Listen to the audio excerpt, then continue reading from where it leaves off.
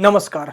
आज की इस वीडियो में हम बात करने वाले हैं बीए प्रोग्राम सेमेस्टर 5th है, हिस्ट्री हमारा सब्जेक्ट है ये।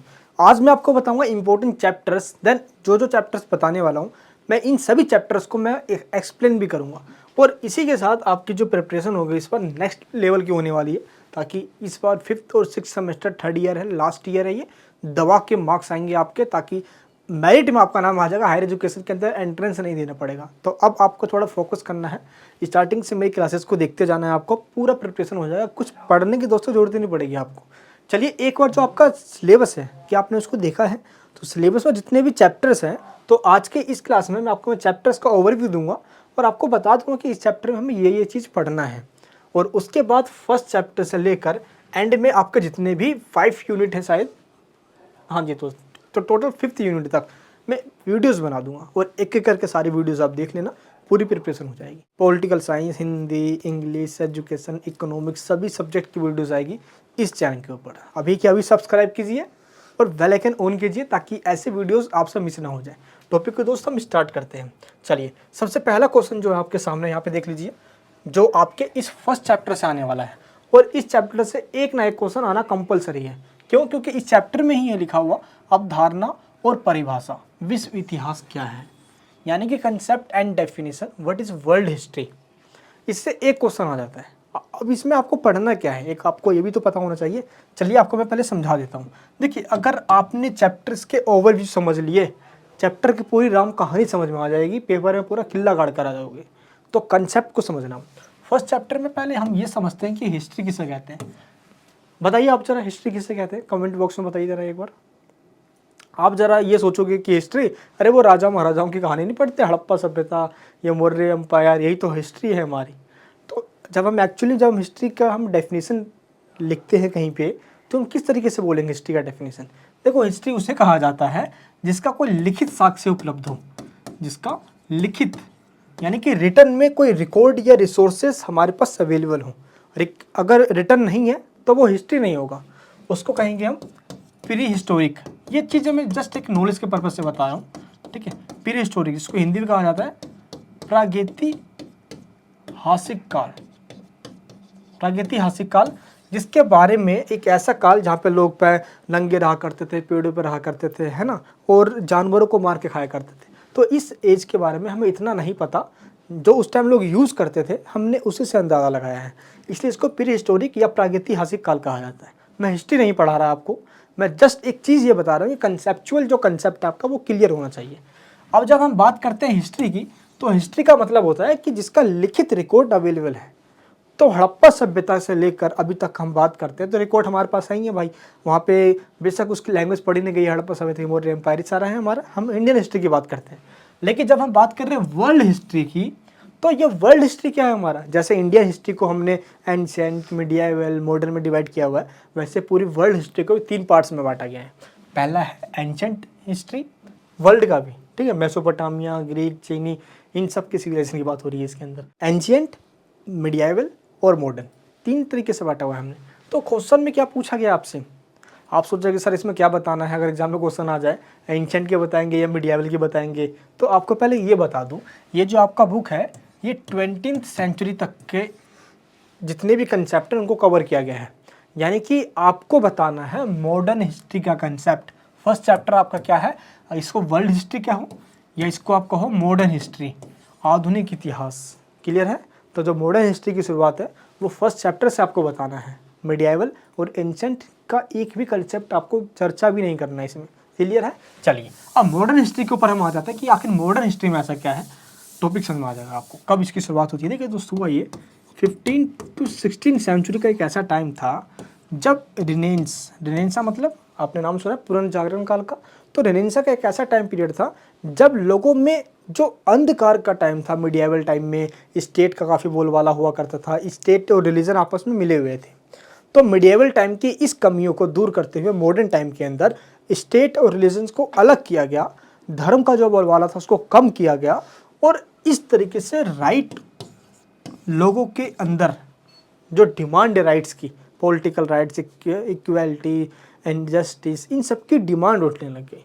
तो मॉडर्न हिस्ट्री के अंदर जब हम आते हैं तो यहाँ पे हम राइट्स की बात करते हैं, पॉलिटिक्स रिलीजन्स को अलग कर देते हैं और पुनर्जागरण काल यहाँ पे आता है। यानी कि अब स्टेट का इंपॉर्टेंस तो है, लेकिन इंडिविजुअल जो एक इंसान है उसकी भी इंपॉर्टेंस है, उसके राइट्स की भी इंपॉर्टेंस है। रिलीजन्स को बिल्कुल ही अलग कर दिया गया। लेकिन दोस्त यहाँ से स्टार्ट होता है ट्रेड।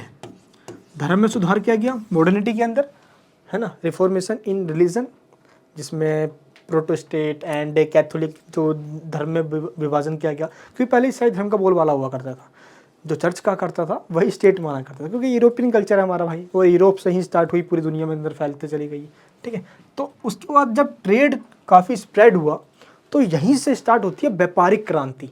अब एक कंट्री से दूसरे कंट्री के अंदर व्यापार करने जाने लग गए और इसी वजह से पूंजी का फ्लो यानी कि कैपिटल का फ्लो होने लग गया, और देखते ही देखते कैपिटलिज्म का जो एक मार्केट है वो स्टार्ट हुआ। और इस तरीके से हम कह सकते हैं कि जब ट्रेड हुआ, व्यापार हुआ, तो लोगों ने कच्चे माल की तलाश में दूसरे देशों में जाने लग गए, और यहीं से स्टार्ट होता है कैपिटलिज्म। कैपिटलिज्म में ऐसा क्या हुआ? तो कैपिटलिज्म के अंदर ऐसा ये हुआ कि जिस देश में ये जाते, इनको ये था यहाँ पे कच्चा माल, अरे बहुत सारा रॉ मटेरियल यहाँ से, इनको वो लूटते, अपने देश में लेकर जाते, वहाँ पे वो बनाते और वापस उसी देश में आकर बेच डालते। यानी हम कह सकते हैं यहाँ पे कि कैपिटलिज्म के अंदर अमीर और गरीब का फासला बढ़ता चला गया। और एक तरफ से देखे जाए तो जो ये यूरोपियन कंट्रीज़ हैं, इन्होंने एशियन, अफ्रीकन और लैटिन अमेरिकन कंट्रीज़ को गुलाम बनाने स्टार्ट कर दिया। क्यों? क्योंकि अब लालच बढ़ गया कि जहाँ पे भी रॉ मटेरियल है, नेचुरल रिसोर्सेज हैं, उन कंट्री में जाएंगे ट्रेड के बहाने और वहाँ से माल लूटेंगे, अपने देश लेकर आ जाएंगे। इंडिया भी इसका शिकार हुआ, ये हमें अच्छे से पता है। क्लियर है यहाँ पे? तो मॉडर्न हिस्ट्री के अंदर कहीं ना कहीं देखिए साम्राज्यवाद, है ना, यानी कि इम्पीरियलिज्म हो गया, कॉलोनियलिज्म हो गया, यानी कि देशों को गुलाम बनाने की जो बहुत तगड़े से प्रथा थी, जो सबसे ज़्यादा गुलाम बनाएगा वो दुनिया का पावरफुल कंट्री कहलाएगा। और इनमें यूरोपियन कंट्रीज, स्पेन हो गया, पुर्तगाल हो गया, डच हो गया, ब्रिटेन हो गया, फ्रांस हो गया, ये सबसे आगे रहे भाई।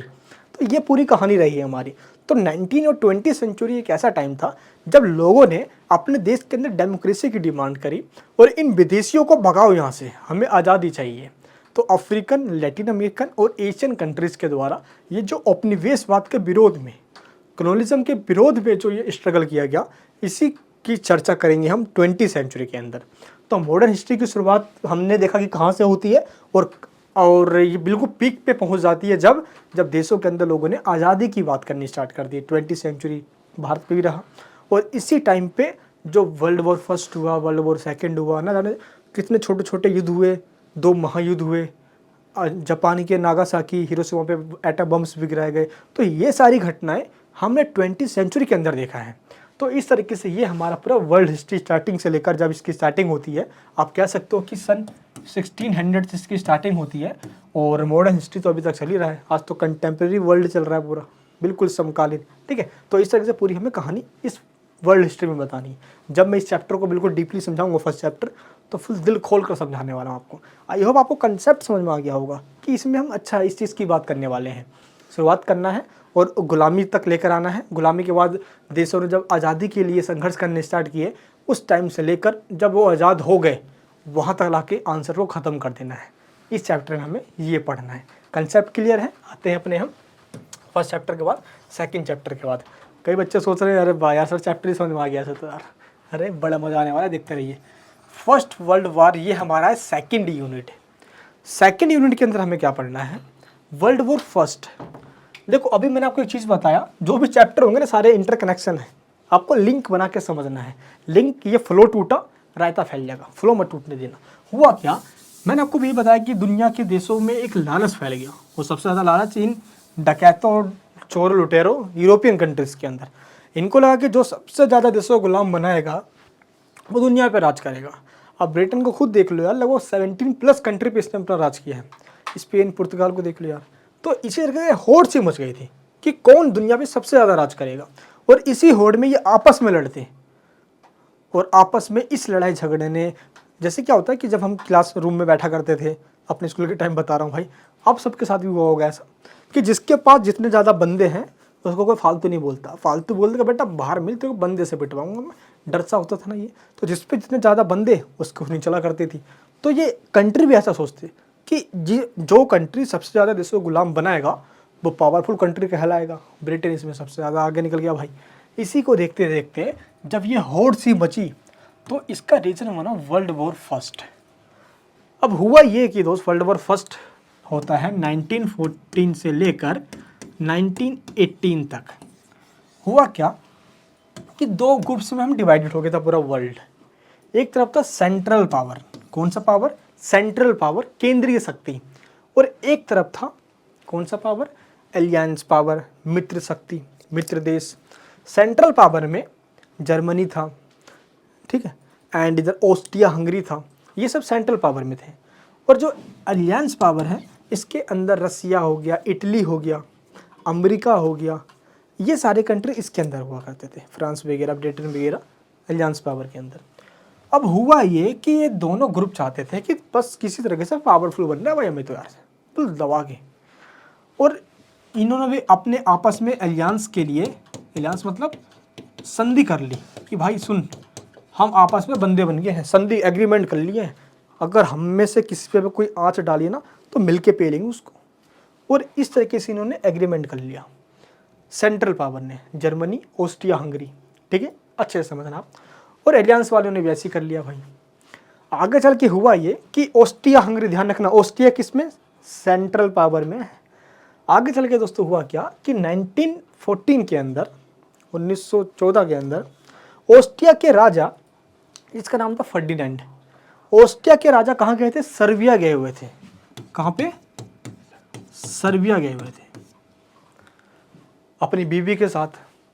और दोस्त वहीं पे जाके इनकी मर्डर कर दिया गया, यानी कि जो ऑस्ट्रिया जो सेंट्रल पावर में है उनके राजा यहाँ पे गए हुए थे सर्बिया के अंदर, प्रिंस कह सकते हो, वो राजा बनने ही वाले थे भाई, बस फुल सर्बिया में उनका मर्डर कर दिया गया। और सर्बिया में जब मर्डर किया गया, सर्बिया भाई एलियंस पावर का दोस्त निकला है, ऑस्ट्रिया और सर्बिया के बीच में तनातनी सी हो गई। और दिक्कत दोस्त ये हुआ कि सेंट्रल पावर का देश था ऑस्ट्रिया, और सर्बिया कह सकते हो आपकी एलियंस पावर का देश था। अब ये ऑस्ट्रिया और सर्बिया के बीच की लड़ाई नहीं रही, अब ये सेंट्रल पावर और एलियंस पावर, इन दोनों के बीच की लड़ाई हो गई। और ये लड़ाई एक महायुद्ध में चेंज हो गई। वर्ल्ड वॉर फर्स्ट के अंदर लगभग 2 करोड़ से ऊपर लोग मारे गए, जिसमें 1 करोड़ 20 लाख लोग आर्मीज थे, अलग अलग मिलिट्री फोर्सेस के लोग थे, और लगभग 80 लाख लोग आम लोग मारे गए। तो इस तरीके से आप कह सकते हो कि वर्ल्ड वॉर फर्स्ट बहुत भयानक साबित हुआ। 1918 में वर्ल्ड वॉर फर्स्ट ख़त्म हुआ। और ये कहा गया कि जो वर्ल्ड वॉर फर्स्ट है इसका, देखो ऑस्ट्रिया हंगरी का राजा मरा भाई यहाँ पे सर्बिया में, जर्मनी ने सपोर्ट कर दिया भाई। तो इसलिए कहा गया कि एलियंस पावर के द्वारा कि जर्मनी ही वर्ल्ड वॉर फर्स्ट का रीजन है। और इसके ऊपर दोस्त कई अरब पाउंड के इस पर फाइन लगा दिया गया, जर्मनी को सेना रखने से मना कर दिया गया, वर्साई की संधि थोप दी गई, कई सारे बातें हुई। और इस तरीके से वर्ल्ड वॉर फर्स्ट के अंदर एलियंस पावर जीत गया और सेंट्रल पावर की हार हुई। लो मैं एग्जांपल देता हूँ यार, मान लो दोस्त ये 2 इंसान हैं, ये बहुत ताकतवर है और ये कमज़ोर है। जब ये दोनों आपस में लड़ेंगे तो ऐसा नहीं है कि यही इसको मारेगा सिर्फ, हाँ ये ताकतवर है तो ये मारेगा बहुत, है ना, लेकिन ऐसा नहीं ये सिर्फ 1-2 घुसड़ भी ना मार पाए भाई, 2-4 घुसड़ तो ये भी रख देगा यार, ऐसे ही होगा। तो लड़ाई हुआ, ये ताकत थी इनके पास, पावरफुल कंट्री थे ये, लेकिन इनका नुकसान ज़्यादा हुआ, नो डाउट। जब भी कोई युद्ध होता है, कोई महामारी होती है, जब कोई बड़ा वॉर हो जाता है तो जन हानि और धन हानि, किसकी हानि?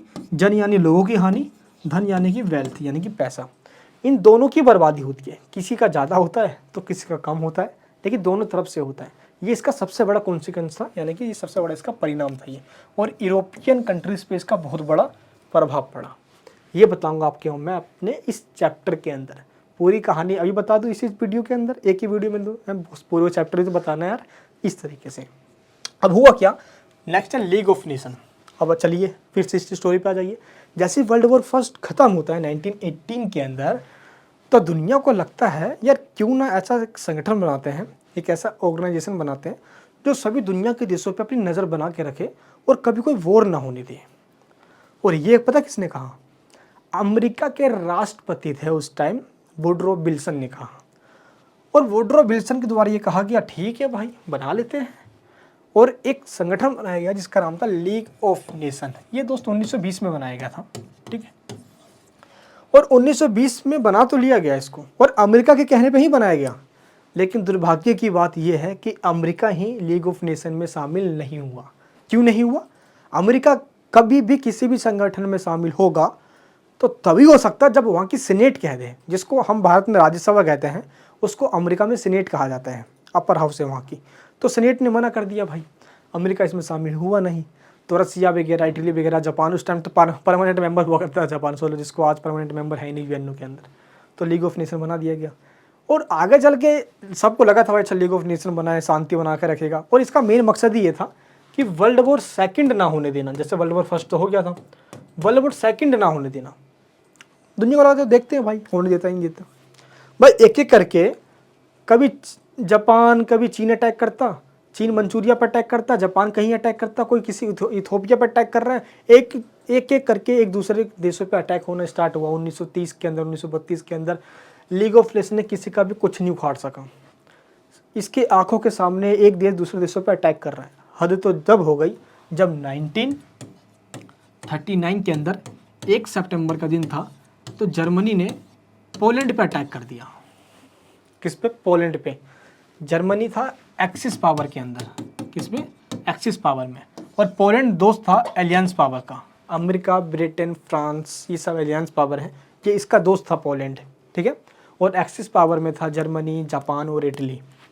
जब जर्मनी ने पोलैंड पर अटैक किया, पोलैंड था एलियंस पावर का भाई दोस्त, और इस तरीके से अब ये लड़ाई सिर्फ जर्मनी और पोलैंड की नहीं रही, ये एक्सिस और एलियंस पावर की हो, जैसे वर्ल्ड वॉर फर्स्ट में सेंट्रल और एलियंस पावर में होता। तो वैसे एक्सिस पावर और एलियंस पावर, दैट मीन्स धुरी राष्ट्र और मित्र राष्ट्र, इन दोनों के बीच में ये युद्ध हुआ। 1 सितंबर 1939 से लेकर 1945 तक चला। वर्ल्ड वॉर सेकंड भी हो गया। लो भाई, जर्मनी ने पोलैंड पर अटैक किया, वर्ल्ड वॉर सेकंड स्टार्ट हो गया। तो लीग ऑफ नेशन को जिस मकसद से बनाया गया था, वो मकसद चकनाचूर फेल हो गया।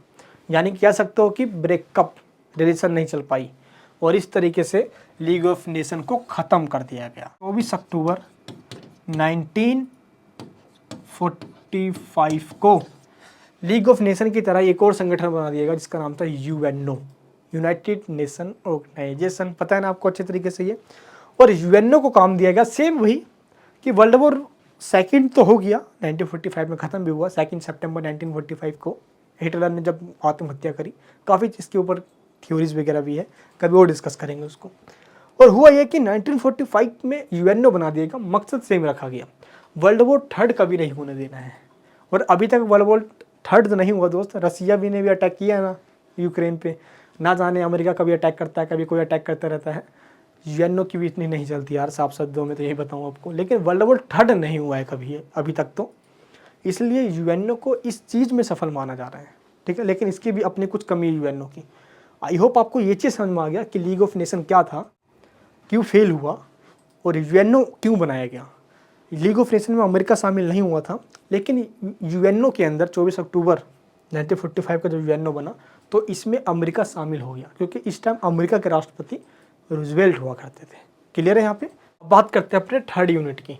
1917 में रशियन रेवोल्यूशन हुआ था दोस्त। हुआ क्या कि 1905 के अंदर रूस के अंदर रेवोल्यूशन हुई, जिसको यूएसएसआर कहा जाता था, union of Soviet socialist Republic, जिसको 1991 में जाकर रूस के नाम से जाने लग गया। पूरी कहानी की शुरुआत आप कह सकते हो कि इसकी जो जड़ है वो 1905 में डाल दी गई थी, क्योंकि वहाँ की जो वर्कर क्लासेस है उनकी बहुत हालत ख़राब थी, बैकवर्ड बहुत काफ़ी हो गए थे, अमीर और गरीब का फासला बहुत बढ़ता जा रहा था। तो इसी चीज़ को लेकर 1917 में क्रांति हुई कि हमें अमीर और गरीब का फासला ख़त्म करना है, और जो मीन्स ऑफ प्रोडक्शन है, यानी कि जो प्रोडक्शन के साधन हैं और जो भी इंडस्ट्री है, बैंक है, इन सभी को गवर्नमेंट के हाथ में दे दो, गवर्नमेंट रेगुलेट करेगी। क्योंकि ये अमीर लोग क्या करते हैं कि भाई पैसा लगाते जाते हैं और स्टेट के साथ मिलकर गरीबों का एक्सप्लॉयटेशन करते हैं। और इस तरीके से लेनिन के द्वारा ये रेवोल्यूशन हुआ, और फाइनली जो कम्युनिस्ट पार्टी थी वो जीती, और इस तरीके से हुआ क्या, रशियन रेवोल्यूशन सफल हुआ। हालांकि ये कहानी 1818 में ही स्टार्ट हो जाती है, जब कार्ल मार्क्स का जन्म होता है। और ये जो मार्क्सिज्म थ्योरी है, ये कार्ल मार्क्स के द्वारा दी गई है 1848 द कम्युनिस्ट मैनिफेस्टो और दास कैपिटल नामक बुक के अंदर। और मार्क्सवादी थ्योरी जो है ये कार्ल मार्क्स के द्वारा, इसी के द्वारा ये कहते हुए दी गई थी कि इंडस्ट्रियल रेवोल्यूशन के बाद, इंडस्ट्रियल रेवोल्यूशन कब हुआ, मॉडर्न हिस्ट्री के अंदर मैं पढ़ाऊंगा, जब मॉडर्न हिस्ट्री बताऊंगा ना आपको, मॉडर्न हिस्ट्री होता है 1750 से लेकर 1850। जो काम पहले हाथों से किया जाता था वही काम मशीनों से किया जाने लग गया। तो जिसके पास पैसे हैं वो मशीन तो लगा देगा भाई, इन्वेस्टमेंट कर देगा। क्योंकि इन्वेस्टमेंट दो तरीके से होता है। पहला इन्वेस्टमेंट होता है ऐसे चीज़ों पे पैसा लगाना जिससे कि आपको रिटर्न मिले और आप अमीर बन जाओगे, पहले वो बंदे होते हैं। दूसरे वो बंदे होते हैं ऐसे चीज़ों पे पैसा लगाओ जिससे कि आप अमीर एक्चुअली में नहीं बनोगे, लेकिन आप अमीर दिखने वाली चीज़ों पे पैसे खर्च करते हो। आईफोन औकात नहीं है लेकिन लोग आईफोन ले लेंगे, अरे किस्त पे ले लेंगे, क्या जाना यार, बाइक ले लेंगे, कार ले लेंगे, ठीक है। तो ऐसे चीज़ों पे पैसा लगा देते हैं जिससे कि वो अमीर दिखे, दिन प्रतिदिन वो गरीब होते चले जाते हैं। कार्ल मार्क्स बड़ा सॉलिड बंदा है यार।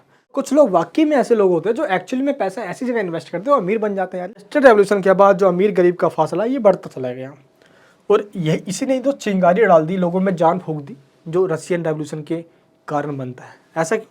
देखो 1905 में वहाँ की जो वर्कर क्लास उनकी हालत ख़राब थी। वहाँ का जो राजा था, जार मोनार्की सिस्टम था, उसको हटाने की बात हुई।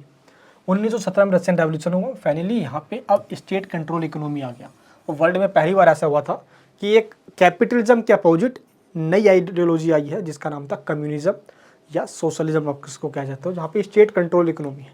सभी चीज़ों पे स्टेट का कंट्रोल होगा। अगर कोई इंडस्ट्री खुलनी भी है, बैंक भी खुलना है, अगर कोई अलग से कोई बिजनेस भी खड़ा करना है तो पहले गवर्नमेंट से परमिशन लेना होगा। ये चीज़ मैं आपको पढ़ाऊंगा यूनिट 3 के अंदर डीपली से, बड़ा मजा आने वाला, ठीक है। नेक्स्ट क्या है, यूनिट 4 फासिज्म एंड नाजिज्म, फासीवाद और नाजीवाद। देखो वर्ल्ड वॉर सेकंड के टाइम ये दो नई विचारधारा आ गई। एक का नाम था फासीवाद जो कि इटली के अंदर मुसोलिनी के द्वारा लाया गया, जिसका ये कहना था कि स्टेट से ऊपर कोई भी नहीं है, स्टेट सबसे ऊपर है। और स्टेट का मतलब राजा, जो स्टेट को रेगुलेट कर रहा है। और अगर कोई भी स्टेट की बातों को नहीं मानता है या स्टेट के अगेंस्ट में जाता है, सजा है मौत, मौत के घाट उतार दिया जाएगा उसको। मुसोलिनी दुनिया का भयंकर डिक्टेटर कहलाया। नेक्स्ट है नाजीवाद। इटली के बाद जर्मनी के अंदर हिटलर नामक प्राणी का जन्म हुआ। वर्ल्ड वॉर फर्स्ट के अंदर एक सिपाही जो हुआ करता था ये, तो इसने वो उस टाइम जो थी ना उसके अंदर जो आग थी वो देखा था इसने। वर्ल्ड वॉर फर्स्ट के अंदर काफ़ी अपमान सहना पड़ा जर्मनी को, उसी का बदला लेने के लिए इसने लोगों के दिलों में जगह बनाई, वहाँ का चांसलर बन गया, एक देखते देखते वहाँ का डिक्टेटर भी बन गया, पूरी सत्ता हिटलर के हाथ में आ गई। इसको ये लगता था कि जर्मनी पे राज करने के लिए मुझे पहले यहूदियों को मारना होगा, ये यहूदी बहुत दिमाग वाले होते हैं, अगर ये रहेंगे तो मैं यहाँ का राजा नहीं बन पाऊँगा। इसने यहूदियों को मरवाना स्टार्ट कर दिया और यहीं से स्टार्ट हो गया उस नाजीवाद। सिमिलर है ये फासीवाद नाजीवाद, बट कुछ चीज़ों में ये डिफरेंस भी है इन दोनों के अंदर। मैंने एक वीडियो बना रखी है फासीवाद और नाजीवाद। इन सभी टॉपिक्स पर जो जो वीडियोस बनी हुई है मैंने लिंक नीचे डिस्क्रिप्शन बॉक्स में दिया है, रिक्वेस्ट करूँगा उनको ज़रूर देख लेना। क्योंकि नाजीवाद ने यहूदियों को अटैक किया, इसने स्टेट को सुप्रीम रखा, लेकिन किसी स्पेशल कोई पर्टिकुलर कोई रिलीजन को अटैक इसने नहीं किया है, ठीक है। लेकिन इन दोनों में बेसिकली कुछ डिफरेंसेस भी है और इनके जो आइडियोलॉजी है, इनके मेन फीचर्स वगैरह हैं, ये एग्जाम में पूछा जाता है आपसे। इसकी वीडियोस मैंने बना रखी है, मैं लिंक डिस्क्रिप्शन बॉक्स में, तो इनकी वीडियोस बनी हुई है, मैंने लिंक डिस्क्रिप्शन बॉक्स में दे दिया है, ठीक है। चलिए नेक्स्ट हमारे पास जो क्वेश्चन आता है हम उसकी बात करते हैं।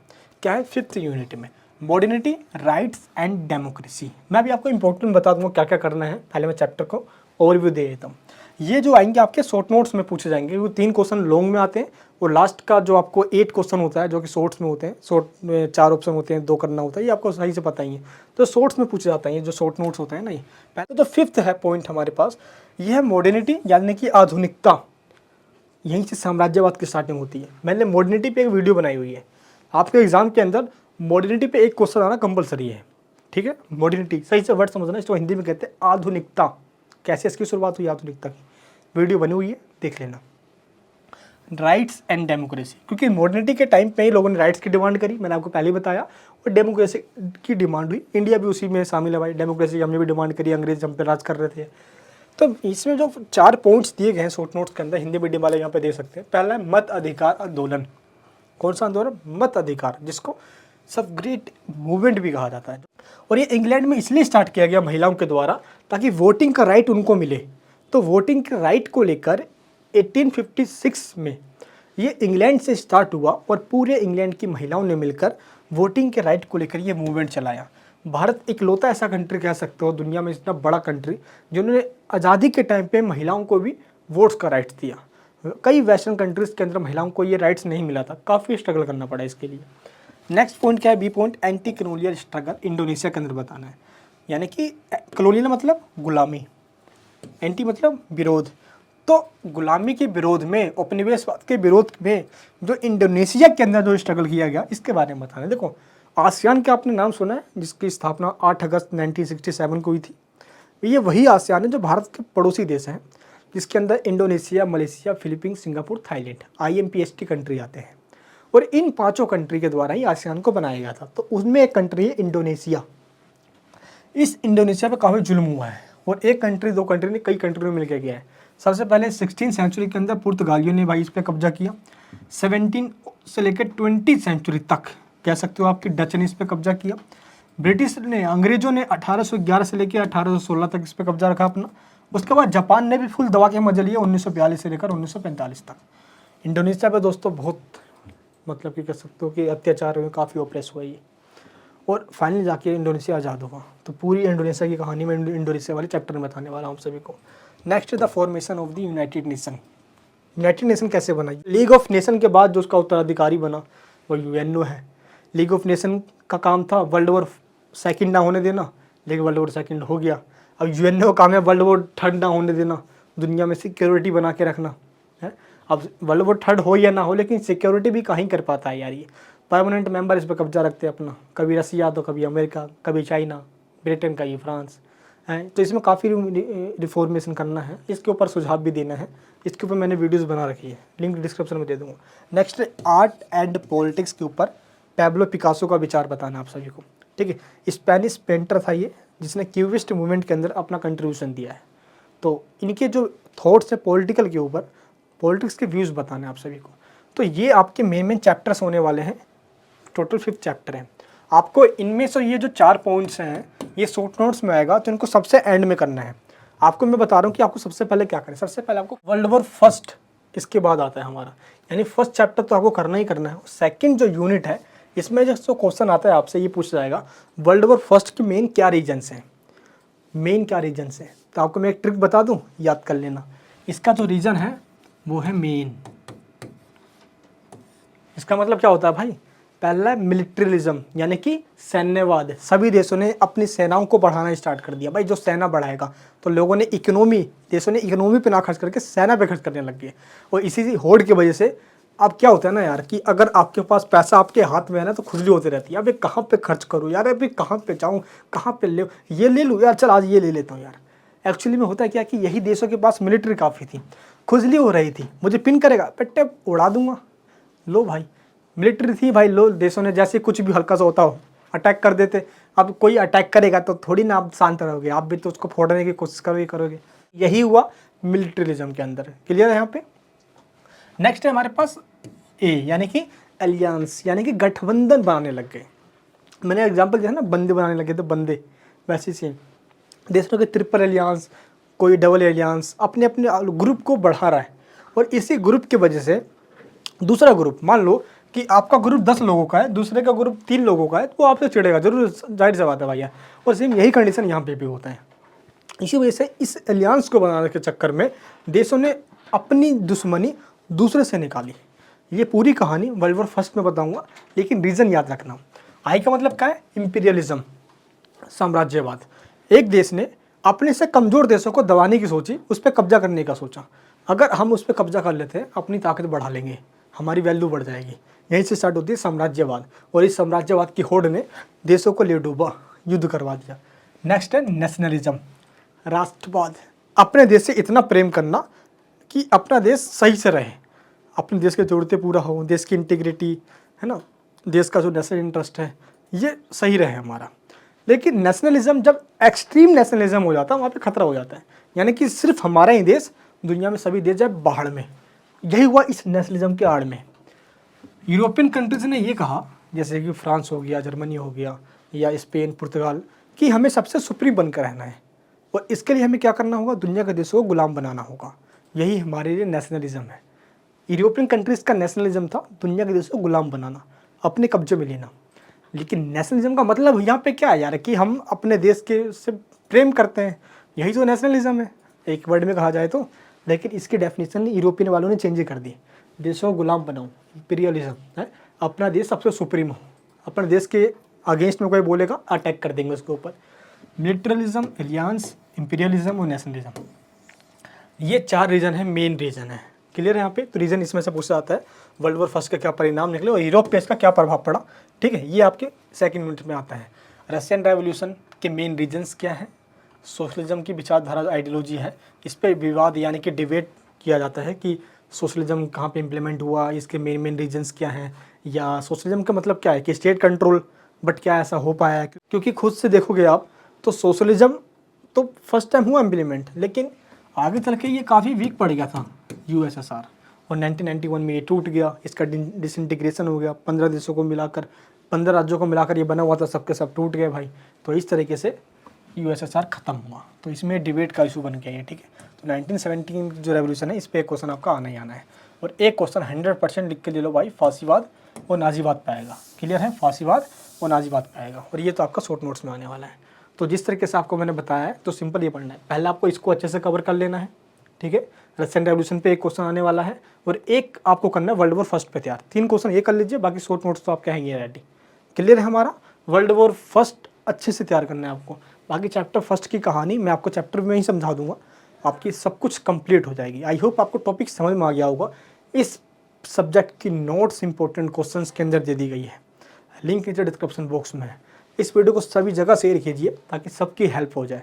ये वीडियो कैसी लगी नीचे मुझे कमेंट बॉक्स में बताइए, ताकि मेरी मोटिवेशन बढ़े और इस टॉपिक को मैं बहुत जल्दी लेकर आऊँ, वीडियोज़ में आपको समझाऊँ। मिलूंगा आपसे नेक्स्ट वीडियो के अंदर। प्यार अपना बनाए रखिए, नहीं तो सब्सक्राइब कीजिए, बेल आइकन ऑन कीजिए। जय हिंद, जय भारत।